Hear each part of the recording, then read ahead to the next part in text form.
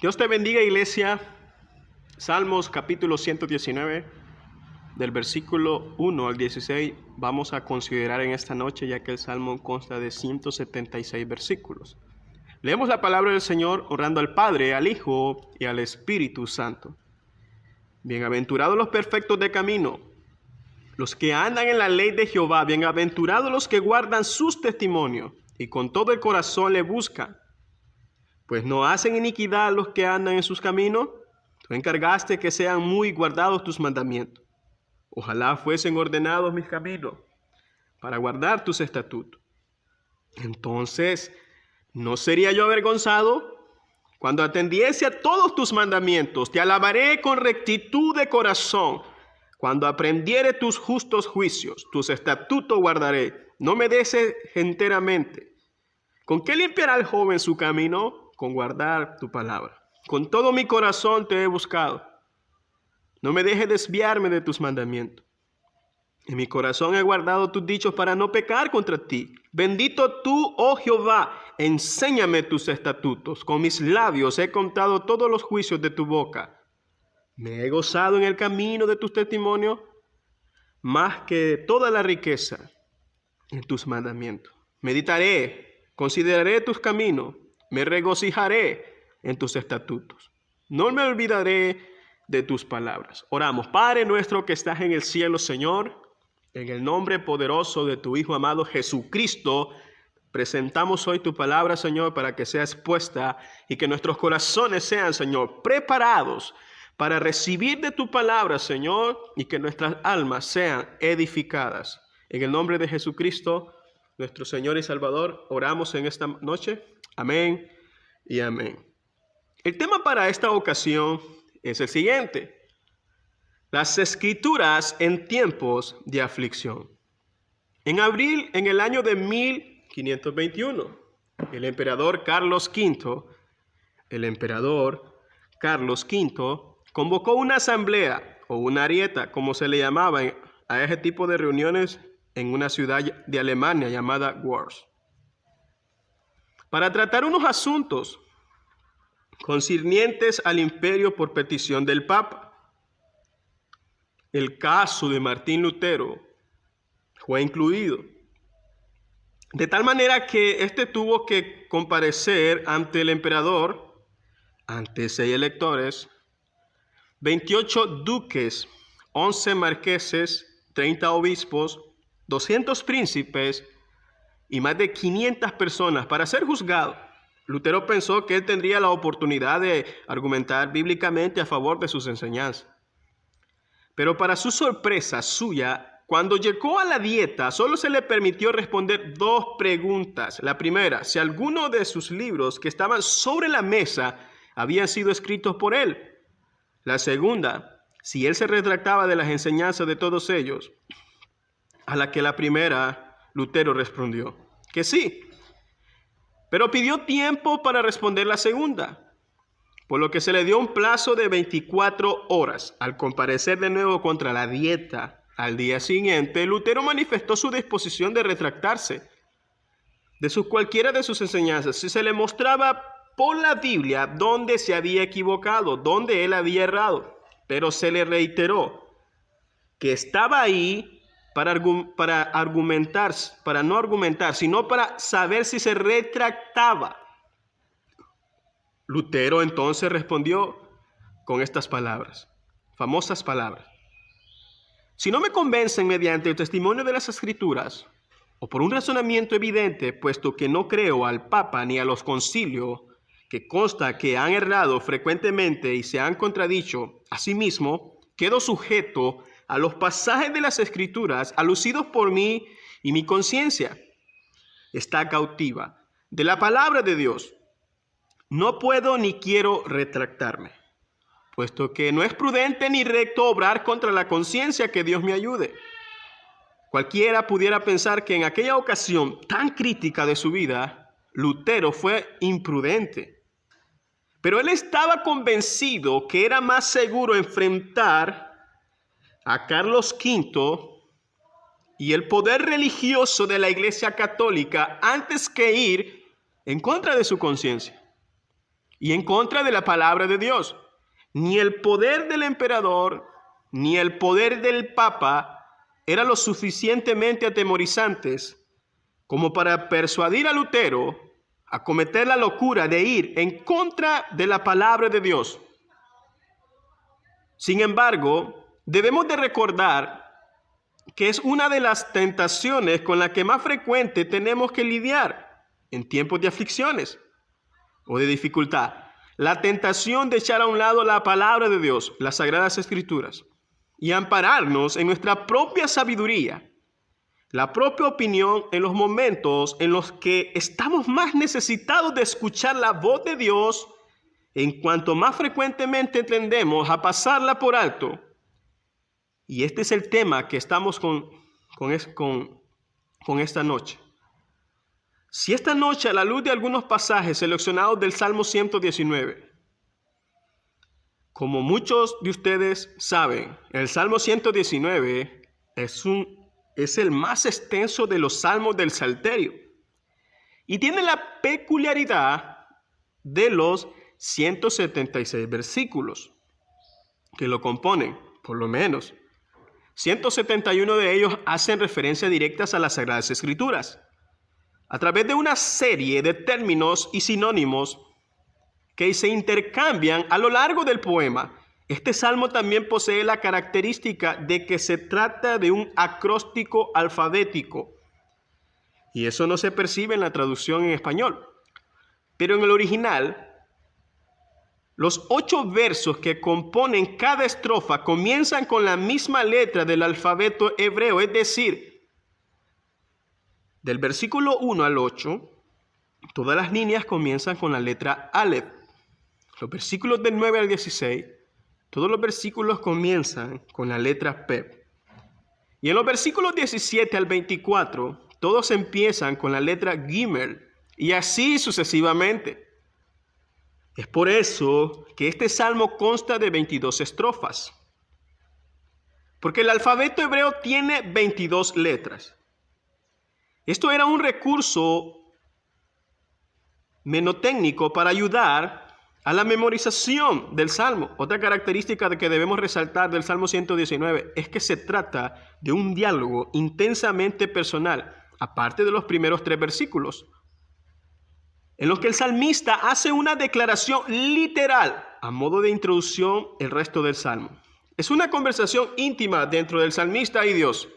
De hecho, es interesante notar también que así como este salmo se menciona la palabra de Dios en casi cada versículo, así también los pronombres personales, yo y tú, ya sea en forma táctica o sobreentendida, aparecen en el salmo a razón de 4 por versículo. Este es un salmo intensamente personal. No se trata de una enseñanza académica acerca de la Biblia. Poco es una exhortación al estudio, a la meditación y memorización de las Escrituras, aunque hay de todo eso allí. No, en el Salmo 119 el salmista está derramando su corazón delante de Dios, porque él sabe que ese Dios ha hablado y que ese Dios que habla también escucha y actúa como bien ha dicho alguien. Este salmo es un grito de fe, es la expresión de un cliente que está enfrentando las dificultades, la propiedad de vivir en un mundo caído, pero en vez de encerrarse en sí mismo, acude a Dios en busca de guía, consuelo y protección. Por razones obvias, no podremos considerar este salmo en toda su extensión. Esta noche más bien quiero concentrarme en 3 aspectos de la experiencia del salmista. Relacionados con el dolor, la aflicción, veremos en primer lugar las aflicciones del salmista. En segundo lugar, las peticiones que le hace a Dios en el contexto de esas aflicciones. Y finalmente, las resoluciones que toma como creyente a pesar de las dificultades. Veamos entonces el primer lugar, las aflicciones del salmista.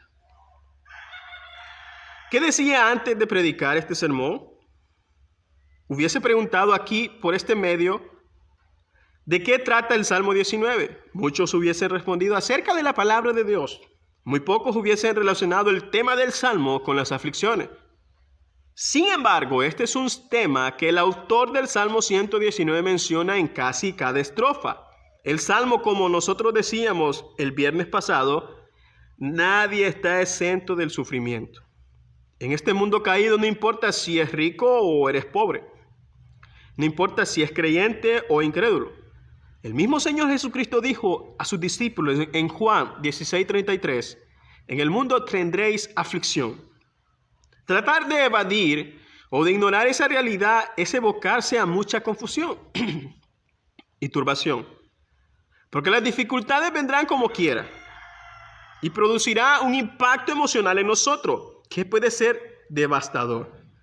En nuestra vida espiritual, si no lidiamos con las aflicciones de una forma correcta, en el caso particular del salmista, llama la atención que el primer aspecto que él enfoca no son las dificultades que le vienen de fuera, sino los peligros con los que él tiene que luchar desde adentro. Este hombre conocía la tendencia pecaminosa de su corazón y por eso le pide continuamente a Dios que lo proteja de su propio pecado. Versículo 5, ojalá fuesen ordenados mis caminos para guardar tus estatutos. Versículo 8, tus estatutos guardaré, pero no me dejes enteramente. Versículo 10, con todo mi corazón te he buscado, no me dejes desviarme de tus mandamientos. Versículo 29, aparta de mí el camino de la mentira y en tu misericordia concédeme tu ley. Versículo 36, inclina mi corazón a tus testimonios y no a la avaricia. Aparta mis ojos que no vean la vanidad de Este hombre veía el pecado como una verdadera amenaza en su vida, porque él quería disfrutar de la bienaventuranza que él describe al principio del Salmo. Algunos autores dicen que el Salmo 119 no es más que una ampliación de la enseñanza del Salmo 1. ¿Cómo comienza el Salmo 1? De la siguiente manera: bienaventurado el varón que no anduvo en consejo de malos, ni estuvo en camino de pecadores, ni en silla de escarnecedores se ha sentado, sino que en la ley de Jehová está su delicia. ¿Cómo comienza el Salmo 119? Con la misma palabra del Salmo 1. Bienaventurados los perfectos de caminos, los que andan en la ley de Jehová.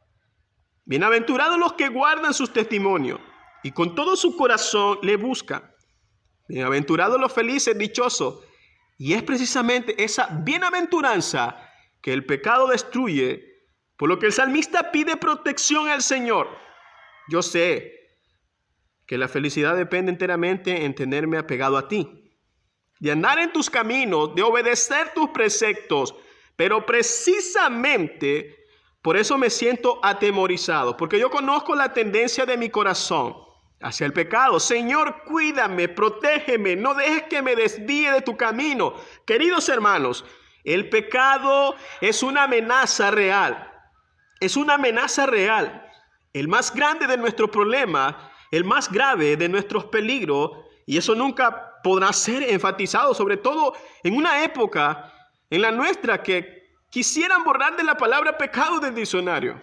Alguien decía: el pecado parece haber quedado circunscrito en esta generación. A la carta de los postres de los restaurantes en el menú, ¿qué es pecaminoso en esta generación? Busca en la carta de los postres y lo verán. Dice este autor: lo que es pecaminoso es una porción de tortas negras, un pastel de chocolate con crema y helado. Pero mentir ya no es pecado. La nueva medida del pecado es calórica. El pecado ya no se mide en términos morales, se mide en términos de calorías. Y el efecto que esto ha producido, que los individuos en la sociedad en general, es sencillamente desastroso, dice Cornelio Plantinga. Al igual que otras insensateces de moda, la pérdida de nuestra conciencia de pecado podrá resaltar agradable, pero también es devastadora. El engañarnos a nosotros mismos acerca de nuestro pecado es un narcótico, es una depresión tranquilizante y desorientadora de nuestro sistema nervioso central espiritual. Y dice este autor, lo destructivo está en que si perdemos la capacidad de ver las notas más sonantes de nuestra vida, el pecado, tampoco podremos tocar las notas correctas y ni siquiera las reconoceremos. En el comportamiento de otros, mis amados hermanos, nosotros vivimos en una sociedad donde cada vez más personas padecen de sordera moral. No pueden distinguir la música de la virtud. Los individuos son cada vez más incapaces de distinguir lo bueno de lo malo. Y eso puede afectarnos a nosotros también.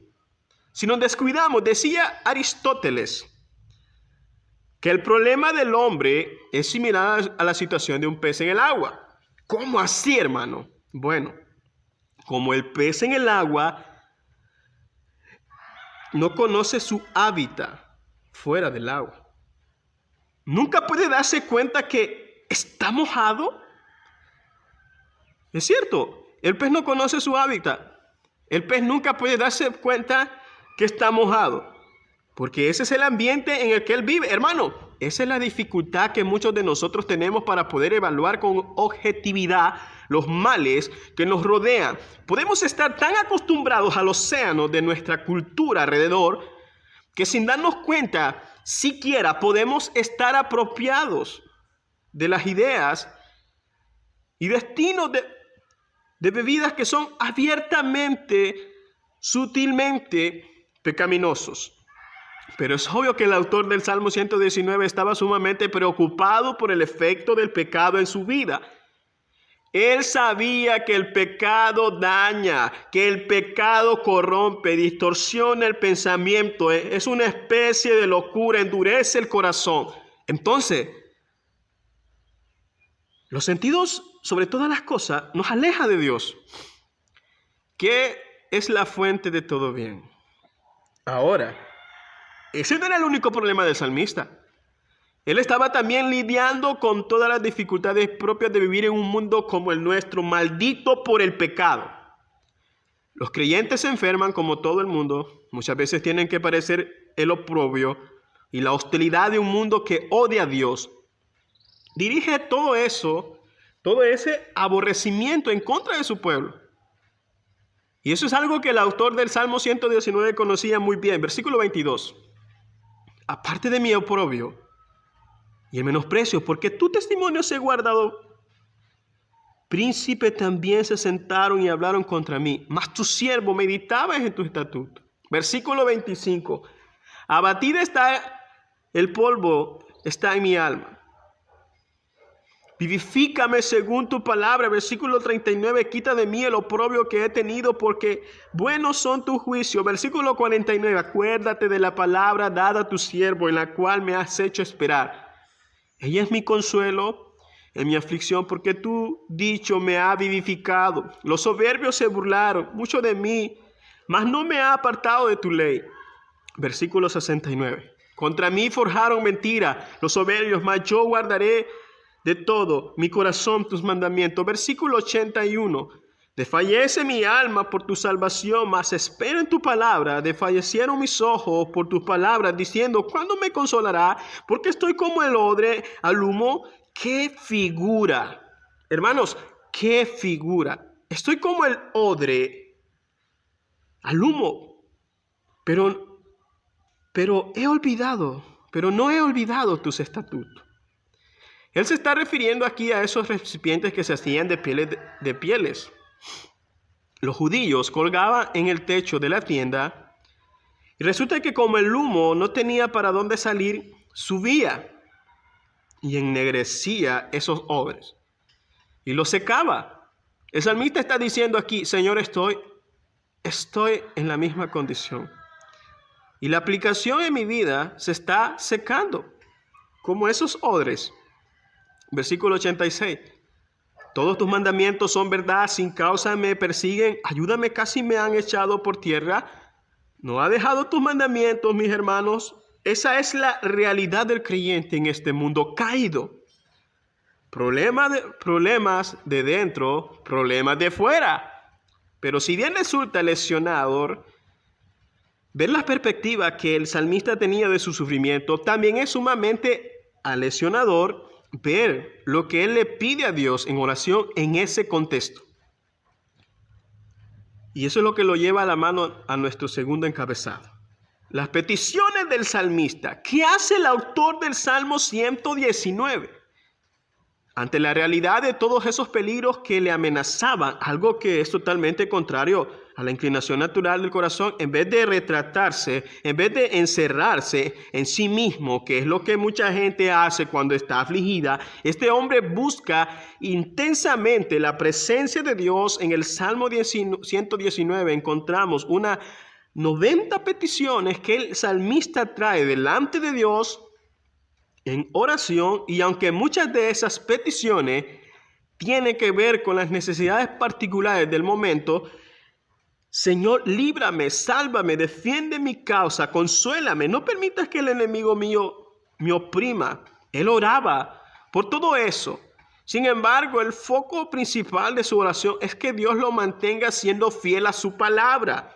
No importa la circunstancia. Versículo 10, no me dejes desviarme de tus mandamientos. Versículo 12, enséñame tus estatutos. Versículo 17, bien a tu siervo y cuál es tu bien, que viva, guarde tu palabra. Versículo 18, abre mis ojos y miraré las maravillas de tu ley. Versículo 19, no encubras de mí tus mandamientos. Versículo 26, enséñame tus estatutos. Versículo 27, hazme entender el camino de tus mandamientos. Así podemos seguir a través de todo el Salmo. Así podemos seguir a través de todo el Salmo. Petición tras petición. Hermanos, ¿por qué tanta existencia? ¿Por qué, a pesar de que este hombre conocía las Escrituras y seguramente podía recitar grandes porciones de la Biblia de memoria, él sabía también que sin la ayuda de Dios no podía entender su palabra en todas sus aplicaciones, y mucho menos obedecerla? Este hombre conocía su corazón. Yo sabía que era vulnerable al tomar malas decisiones, cambiar la verdad de Dios por la mentira, tomarse penas a sí mismo, llegar a convencerse que en su situación particular él no podía llevarse al pie de la letra los principios bíblicos. ¿Cuántas veces, hermanos, nosotros tenemos que aconsejar a un hermano en medio de un problema? Y uno le dice, mi hermano, mira lo que la Biblia dice. Pero tú no entiendes cuál es mi situación. Yo tengo una situación muy peculiar. Si yo me llevo simplemente lo que dice allí, no me va a ir bien. El salmista sabe que él tiene esa tendencia en su corazón. La tendencia de desviarse de los mandamientos de Dios. Y eso es precisamente lo que lo motiva a pedir a Dios en enorme confianza que él tenía de sí mismo. Versículo 36. Inclina mi corazón a tus testimonios y no a la avaricia. Aparta de mis ojos que no vean vanidad. Avívame en tu camino. Versículo 29. Apártame de mí el camino de la mentira. Hay una lucha, hermanos, en nuestro corazón entre hacer las cosas a la manera de Dios y hacer las cosas según la sabiduría carnal del mundo. Pero a esa lucha no basta con saber de cuál lado está la razón. Nosotros sabemos que Dios es más inteligente que nosotros. Sabemos que Dios tiene la razón, pero mis hermanos, eso no basta. Tenemos que pedirle a Dios, suplicarle a Dios que nos conceda la gracia que necesitamos para poder hacer su voluntad. Versículo 133. Ordena mis pasos con tus palabras, y ninguna iniquidad se enseñoree de mí. ¿Qué petición? Señor, ¿qué petición? Señor, ordena mis pasos en tu palabra, porque yo sé que era iniquidad. ¿Puede enseñar eso mi corazón? Después de muchas bendiciones, esos días, volver a leer otra vez el pasaje de la tentación de Cristo en el desierto. El diablo viene a hablarle a Cristo y a tentarle. ¿Cuál es el arma defensiva que usa el Señor? La palabra de Dios. No porque escrito está. No porque escrito está. No porque escrito está. Ahora, hermano, déjame hacerle una pregunta. ¿Quién era Cristo en su naturaleza? Todos nosotros sabemos que Él era Dios. hecho hombre. Si Cristo hubiese decidido defenderse contra el diablo dando sus propias palabras, ¿hubiera sido como quieran las palabras de Dios? Sí. Sin embargo, Él decide citar las Escrituras. Pero damos un ejemplo a ti y a mí. Para darnos un ejemplo a ti y a mí de lo que la misma arma con la que Él se defendió es la misma que tú y yo tenemos, hermano. Ya nosotros sabemos de antemano que el diablo es mentiroso y que el diablo es homicida. Nosotros sabemos de antemano lo que mucha gente en su incredulidad no entiende. Que ellos tienen un corazón engañoso, nosotros lo sabemos de antemano. ¿Qué tú harías, mi amado hermano, si alguien viene a ti y es una persona que tú sabes que es un pícaro, engañoso, y que ha engañado a medio mundo con un montón de negocios fraudulentos? ¿Tú le harías caso? ¿Creerías a esa persona cuando te dice, invierte tu dinero en mi empresa, que yo te voy a dar el 20% de interés mensual por tu dinero? Por supuesto que no. Nosotros sabemos que el diablo miente cada vez que habla. ¿Por qué entonces le hacemos tanto caso? Porque cuando Dios dice una cosa, nuestro corazón engañoso dice otra. Nosotros ya sabemos que el corazón es engañoso. Nosotros ya sabemos que Dios es veraz. ¿Por qué es enojarse tan difícil y obedecer a Dios? ¿Por qué nosotros no podemos obedecer en nuestra propia fuerza? Esa es la razón de las peticiones del salmista. Señor, enséñame, ayúdame, inclíname, guárdame de mi propio pecado. Pero el salmista no solo trae sus peticiones delante de Dios, sino que también toma unas soluciones en su presencia. Y eso nos lleva a nuestro tercer y último encabezado. Las resoluciones del salmista. El Salmo 119 está lleno de resoluciones que el salmista ha tomado de dependencia de Dios.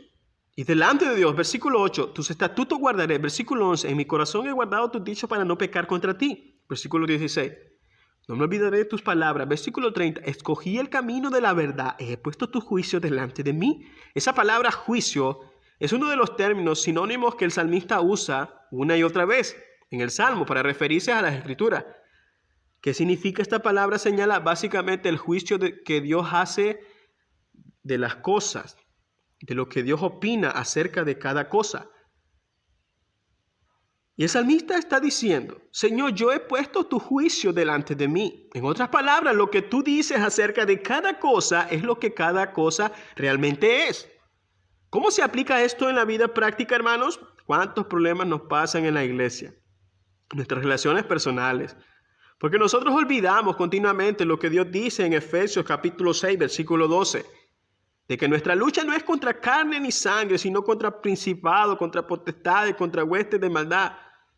Y más, en regiones celestes, nuestra lucha no es contra carne y sangre, pero ¿saben qué? Nosotros nos pasamos la vida luchando contra sangre y carne, nos enredamos en nuestros problemas personales y en vez de atacar el problema, atacamos la persona. Eso nos lleva al juicio de Dios. Porque el que conoce todas las cosas, Él te está diciendo, no te dejes engañar, tu problema no es tu esposo, tu problema no es tu esposa, tu problema no es tu jefe, tu problema no es tu trabajo, tu problema no es tu hijo, tu problema no es tu vecino, tu problema es el diablo. ¿Y cuántas veces nosotros tiramos por la ventana los principios de la palabra de Dios para la resolución de conflicto?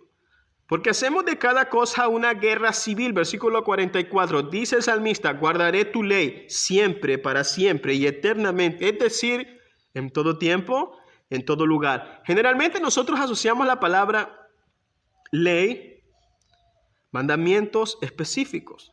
Pero la palabra Torah en hebreo no se refiere únicamente al mandato, órdenes. No, es una palabra que significa el sentido más general, enseñanza. ¿Y por qué se le llama ley? Porque la enseñanza de Dios es autoritativa. Dios tiene derecho a dar órdenes y nosotros debemos de obedecer. Pero no solamente en mandamientos como Él. No. Dios dice, no mentirás. No cometerás adulterio. No matarás. No, mis amados hermanos. Es toda la Biblia que tenemos que obedecer. Déjeme ponerle un ejemplo. En la primera de Corintios, capítulo 4, versículo 5, el apóstol Pablo dice: no juzguéis nada antes de tiempo, hasta que venga el Señor, el cual aclara también lo oculto de las tinieblas, manifestará las intenciones de los corazones. ¿Está Pablo aquí prohibiendo tajantemente que todo tipo de juicio, cuando dice no juzguéis nada antes de tiempo? Evidentemente no, porque la Biblia también me dice yo debo de amonestar a un hermano que ha pecado, por ejemplo. Pero para que yo pueda amonestar a un hermano, yo tengo que pasar juicio sobre sus acciones. ¿Qué es entonces lo que Pablo dice, inspirado por el Espíritu Santo? Que nosotros no debemos de juzgar las intenciones del corazón. Pero ustedes saben cuántos problemas ocurren en las iglesias porque nosotros pasamos la vida jugando a ser Dios y vemos la actuación de una persona y comenzamos a cavilar en nuestra mente y decir: yo sé que porque Julano hizo eso. No, tú no lo sabes porque tú no eres Dios. Solamente Dios conoce el corazón. Él dice en su palabra: no juzguéis nada antes de tiempo. Déjale eso al Señor cuando Él regrese. Eso es lo que realmente está diciendo aquí. Yo he tomado una decisión. Yo guardaré tu ley siempre, no importa la circunstancia, no importa el problema, no importa contra quién y quién está afectado. En intereses personales. Yo guardaré tu ley siempre. Versículo 57. He dicho guardaré tu palabra. Versículo 78. Serán avergonzados los soberbios porque sin causa me han calumniado. Pero yo meditaré en tus mandamientos. Y eso es lo interesante. ¿Cómo conecta aquí la crítica y la difamación con la obediencia, hermanos? La tendencia de nuestro corazón cuando alguien nos difama, cuando alguien nos calumnia, ¿cuál es la tendencia del corazón? Fulano está hablando de mí. Fulano está hablando de mí. Yo también voy a decirle a estas personas algunas cosas también de fulano. De tal. No seas vencido de lo malo, vence con el bien el mal. ¿Están chismeando contra ti? No cometas el mismo pecado, chismeando contra el otro. ¿Qué dice el salmista? Me están difamando, me están calumniando sin causa, pero yo meditaré en tus mandamientos, en tu situación tan difícil, Señor. ¿Cuáles son los principios que tú has revelado de tu palabra?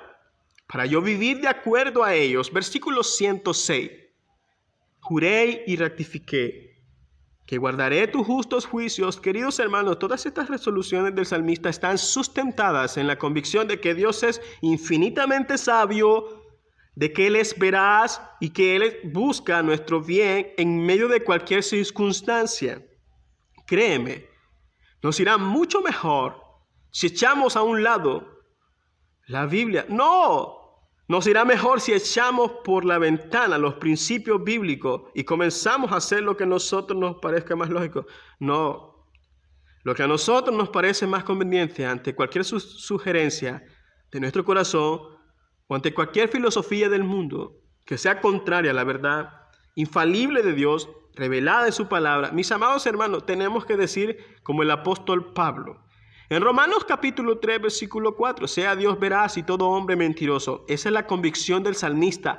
Por eso le pidió a Dios, por eso, determinó lo que determinó. Y a la luz de este ejemplo, ahora quisiera dejar nuestras mentes a modo de autoevaluación con 3 preguntas. En primer lugar, mi amado hermano, ¿tú conoces la palabra de Dios? Y estoy hablando aquí a creyentes. ¿Tú conoces la palabra de Dios? ¿Se puede decir de ti que estás saliendo con un conocimiento creciente de esa palabra porque tú estás aplicando al estudio de la misma con la capacidad que el Señor te ha dado? Hermanos, en este libro hay de todo para todos aquí. Hay aguas en las que puede nadar un niño. Aquí hay océanos en los que se puede ahogar un experto. Y Dios le ha dado a cada cual una capacidad pulmonar diferente. Algunos van de 2 pies, otros van a 3 pies, otros todavía más abajo.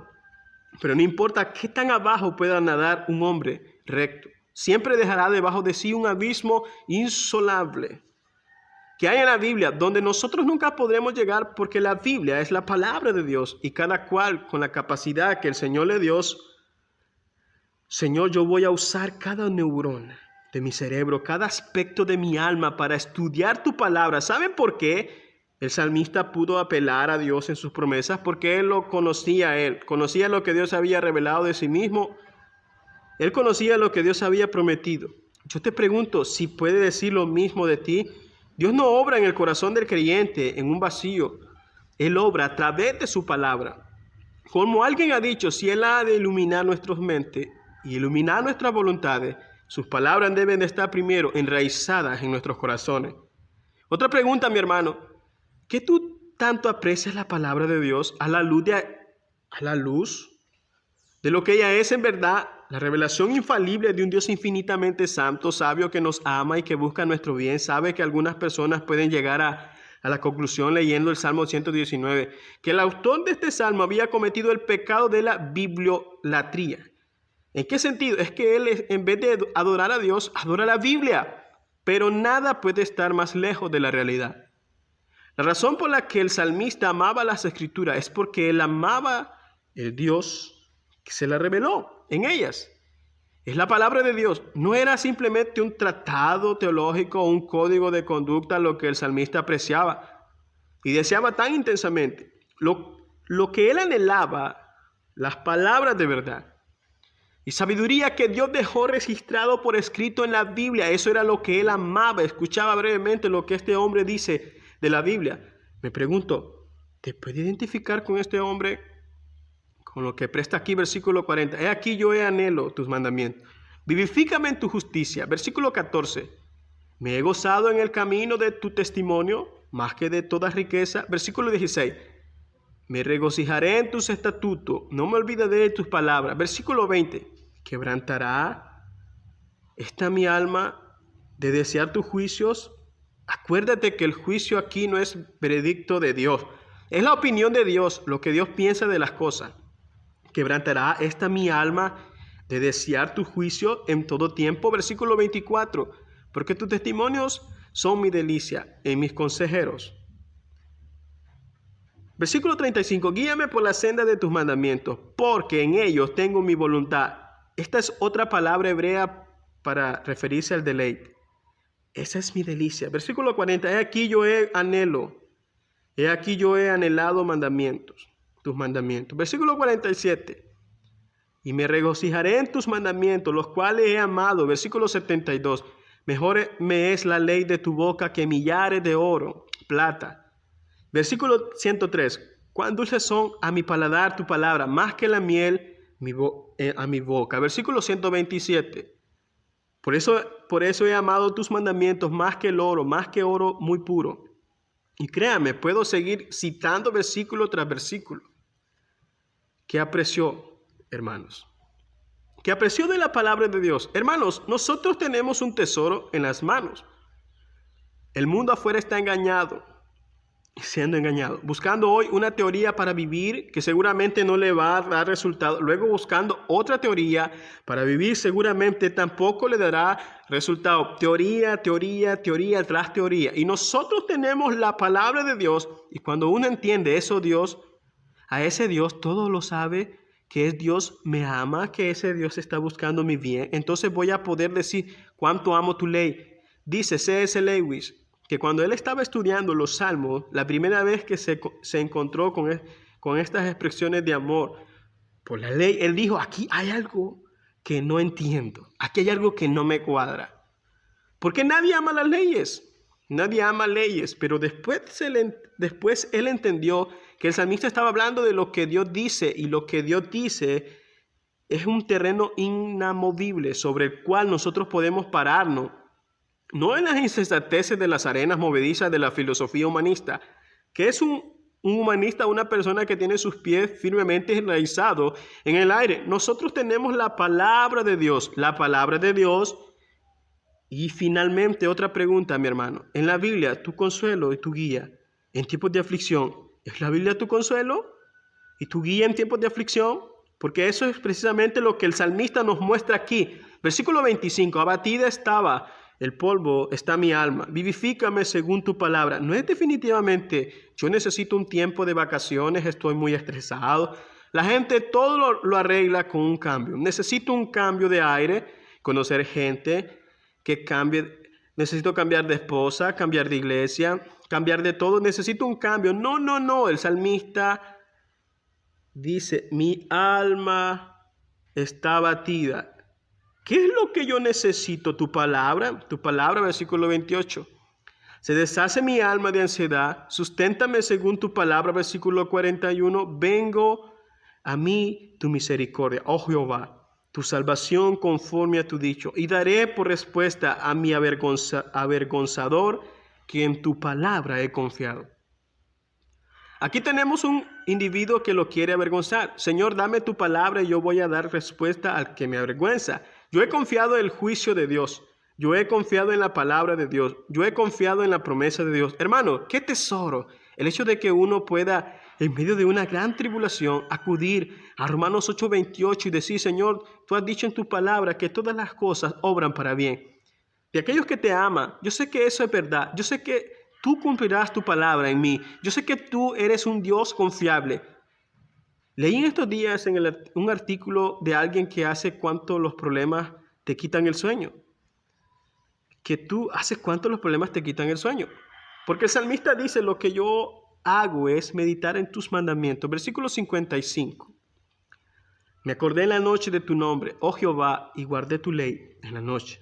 Me acordé de tu nombre, versículo 92. Si tu ley no hubiese sido mi delicia, yo en mi aflicción hubiera perecido. Versículo 143. Aflicción y angustia se habían apoderado de mí, mas tus mandamientos fueron mi delicia. Versículo 147. Me anticipé al alma y me clamé, esperé en tus palabras, Señor. De repente, de madrugada se me fue el sueño, pero en vez de tomar tranquilizante, yo fui a tu palabra. Queridos hermanos, yo les invito, nosotros tenemos un tesoro de incalculable valor. Al tener en nuestras manos la palabra de Dios, ella es el instrumento por medio del cual conocemos a Dios, conocemos sus propósitos, conocemos nuestra esperanza. Esa es la palabra a la cual podemos echarle mano para luchar eficazmente contra el pecado que mora en nuestro corazón. ¿Con qué limpiará el joven su camino? Con guardar su palabra. En mi corazón he guardado tus dichos para no pecar contra ti. Es esa palabra en la que podemos encontrar aflicción para nuestro corazón afligido, en donde podemos encontrar guía y dirección en medio de situaciones confusas. ¡Qué tesoro! Conceda enraizar estas vivas de verdad de Dios, revelada en su palabra, para que entonces podamos apropiarnos de las bienaventuranzas de aquellos que andan en la ley de Jehová. Vamos a orar. Padre que estás en el cielo, Señor, en el nombre poderoso de tu Hijo amado Jesucristo, oramos en esta noche para darte gracias por tu palabra, Señor. Gracias por hablar a nuestro corazón. Señor, ayúdanos, edifícanos, restáuranos y sobre todo, Señor, ayúdanos a permanecer en tu voluntad y que tu palabra nos enseñe, Señor, tu camino. Señor, en tu corazón he guardado tus dichos para no pecar contra ti. En el nombre de Jesús, amén y amén.